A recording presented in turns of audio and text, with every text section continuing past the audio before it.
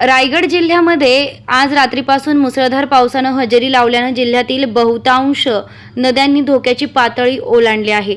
महाड पोलादपूर तालुक्यातील पावसाचा जोर वाढला असून जोरदार पडणाऱ्या पावसामुळे सावित्री, घोडवणी नदी, शिंगटी नदी, कामठी, ढवली या नद्यांनी धोक्याची पातळी ओलांडली.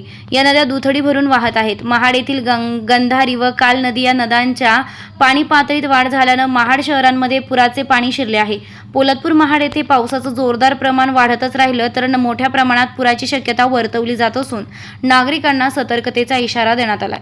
तसेच पोलादपूर तालुक्यातील दरडग्रस्त गावांना पोलादपूरचे तहसीलदार कपिल घोरपडे साहेब यांनी केवनाले, नालने, घोळ, साखर सुतारवाडी, वाकण, धामणीची वाडी, बाबरवाडी, कदमवाडी तसेच तालुक्यातील दरडग्रस्त गावांना स्थलांतरित होण्याच्या सूचना देण्यात आलेल्या आहेत.